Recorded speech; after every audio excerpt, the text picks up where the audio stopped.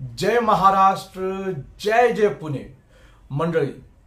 ह्या 15 लाखाचा रो हाऊसचा फायदा काय? पुणे सिटीमध्येच आहे, कॉर्पोरेशनच्या एरियामध्येच आहे, कॉर्पोरेशनचं पाणी पण आहे. पण इथं पार्किंग आहे का नाही? मालकाला का रो हाऊस हा विकायचा आहे? जागा किती स्क्वेअर फीट आहे? अहो म्हणजे इथं मार्केट आहे, गार्डन आहे, सगळ्या गोष्टी आहे. पण ह्या रो हाऊसची जमीन किती स्क्वेअर फीट असणार आहे? किती मजली रो हाऊस आहे? आणि इथं आपण शिफ्ट होऊ शकतात का नाही, ह्याच्यावरतीच इथं मी चर्चा करणार आहे मंडळी. या रो हाऊसचा जो व्हिडिओ आहे हे बनवता आला नाही, पण माहिती ही डोळ्यासमोर आहे माझ्या. मी संपूर्ण एक एक माहिती तुम्हाला सांगणार आहे. तुम्हाला योग्य वाटलं तर तुम्ही खरीदारीला या. तुम्हाला असं वाटत असेल की खूपच मोठा आहे किंवा खूपच छोटा आहे, तर ते बघा, व्हिडिओ बघून आपल्याला सगळं काही कळणार आहे. तर त्यासाठी मी एक रिक्वेस्ट करतो की हा जो व्हिडिओ आहे ना, हे अजिबात सोडू नका. एक एक माहिती मी तुम्हाला आत्ताच देणार आहे. तर तुम्हाला पसंत पडलं, संपूर्ण बघा जबाबदारीने सांगतो मी, आणि जे वर्णन करणार ते रिअल मध्येच करणार आहे. सगळी काही एक एक माहिती जिम्मेदारीनेच सांगणार आहे. फक्त एकच रिक्वेस्ट आहे की व्हिडिओ बघत चला, संपूर्ण माहिती घ्या. पुन्हा एकदा आपले सहर्ष स्वागत आहे या पुणे प्रॉपर्टी व्ह्यू चॅनल वरती. माझे नाव कासिम शेख आहे आणि आज तुमच्यासाठी 15 लाखामध्ये पुणे सिटीमध्ये कॉर्पोरेशनच्या हद्दीमध्ये कॉर्पोरेशनचं पाणी असलेले हे रो हाऊस योग्य दरामध्ये आणलेले. काही मायनस पॉइंट आहे, काही प्लस पॉइंट आहे, ह्याच्यावरतीच आज आपण इथं चर्चा करायला बसलेले.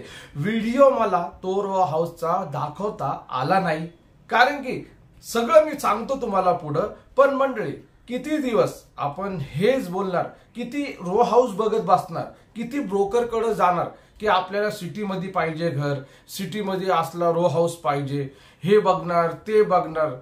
त्यापेक्षा मला असं वाटतं की तुम्ही एखादा गुंठ प्लॉट खरेदी करावे आणि त्या प्लॉट वरती तुम्ही साधारणपणे एखादा रो हाऊस तुम्ही सिटीमध्ये बघायला गेलं तर ते 250 किंवा 300 स्क्वेअर फीटचा असतो तो, बरोबर ना?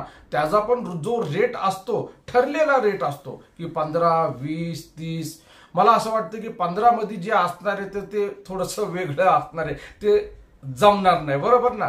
पण नाही ना, या रो हाऊस बद्दल सांगतो मी तुम्हाला, हे रो हाऊस जबरदस्त आहे. पण जे तुम्ही बघतात की अजूनपर्यंत तुम्हाला आवडले आहे ते 20 वाले 15 वाले, मी तुमच्या मनातलं बोलतो. कारण की बरेचसे लोक मला आहे ना कॉल करत असतात नेहमी त्यांच्याबरोबर माझी चर्चा हीच असती की ताई दादा, मला वाटतं की तुम्ही भरपूर प्रॉपर्ट्या पुण्यामध्ये वेगवेगळ्या भागामध्ये बघितलेले. त्यापेक्षा तुम्ही असं करा ना की डायरेक्टली 1 गुंठा प्लॉट खरेदी करा.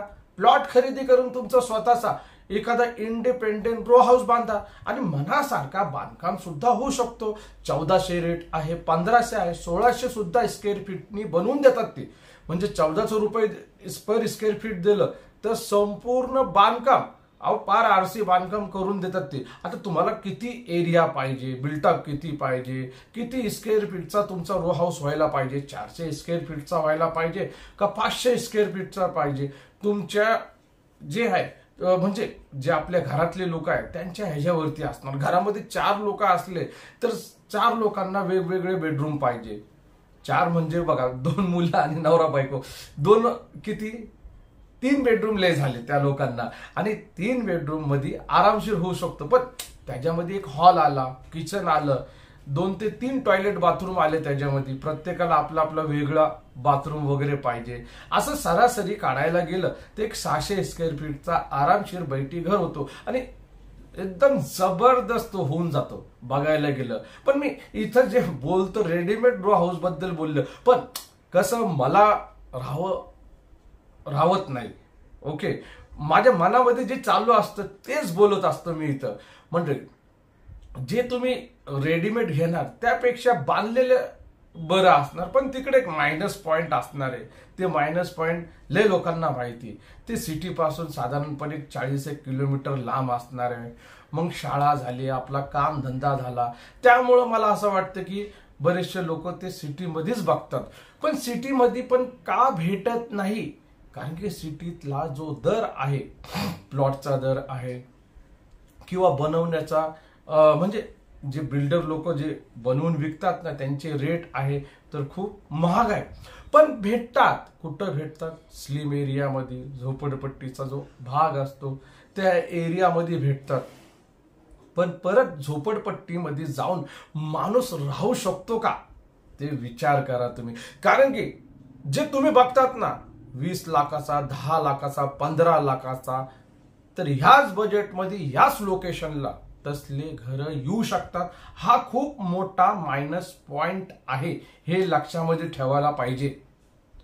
बघा, जेवढ्या पण प्रॉपर्ट्या आजपर्यंत मी तुम्हाला दाखवले, कुठल्या तरी या लोकेशनला त्या लोकेशनला जे चांगले घर असतात, जे ऐस पैस असतात, त्यांचा प्लॉटचा एरिया 450-500 स्क्वेअर फीट प्लॉटचा एरिया बोलतो, बिल्टअप तर वेगळाच असतो. ते घर 50, 60, 70 लाखाच्या आसपास असतात. पण एक एक कडं प्रॉब्लेम हे असतं की त्या घरांना लोन भेटत नाही. कारण की त्यांची जी खरीदारी जी असती, टॅक्स पावती आहे, लाईट बिल जो आहे, मीटर पावती त्याच्यावरती होतं, नावावरती करून दिलं जातं, काही दिक्कत नाही. आता बघा ना, ह्या 15 जो लाखाचा जो रो हाऊस आहे, ह्याचाच प्लॉटचा एरिया तुम्ही बघा, सगळं चांगले.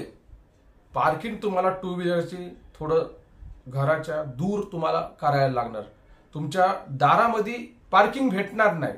कारण की ह्याचा जो प्लॉटचा एरिया आहे, पहिला तर हे जाणून घ्या की ह्याला एक समोर मोठा रस्ता गेलेला आहे आणि त्याच गल्ली बोलू शकतात की गल्लीतून किंवा त्या ह्याच्यामधून आतमधून रस्ता दिलेला आहे.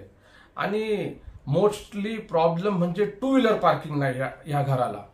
आणि ह्याचा प्लॉटचा जो एरिया जो आहे, साधारणपणे बघायला गेलं तर 140 स्क्वेअर फीटचा हा प्लॉटचा एरिया आहे. ओके, 140 स्क्वेअर फीटचा प्लॉटचा एरिया आहे.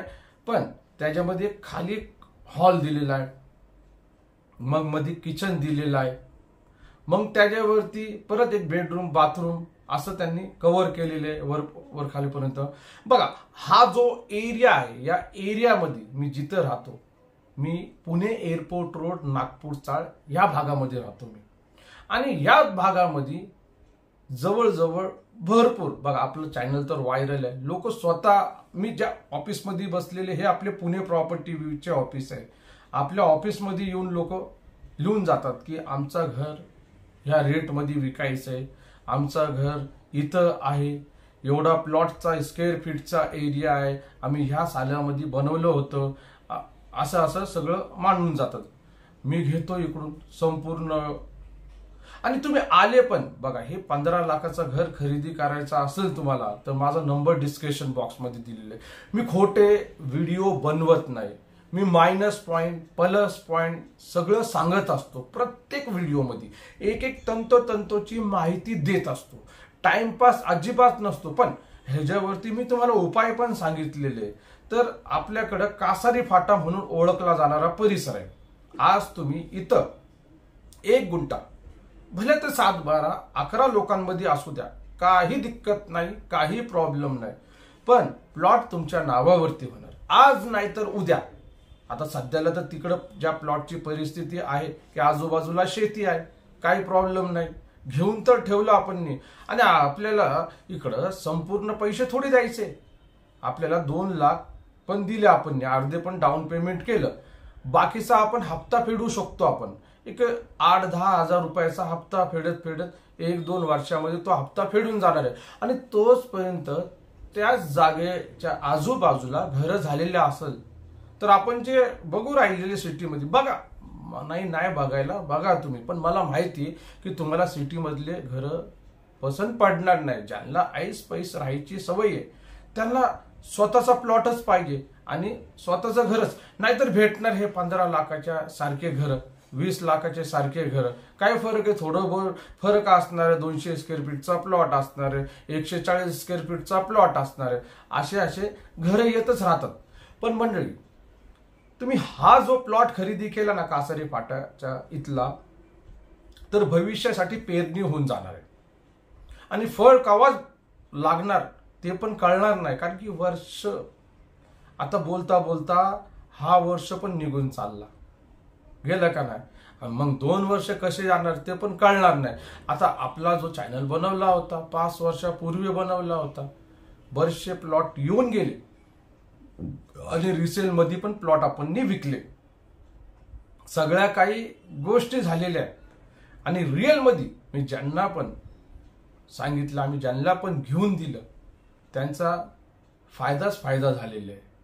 आज लोक घेतले होते त्या कासारी फाट्याच्या इथं प्लॉट घेतले होते, तिकडे लोकांनी घरं बनवली बोलता बोलता. तर आता मी जे बोलतो तर त्याच्यावरती होऊ शकत नाही का? विचार करा तुम्ही.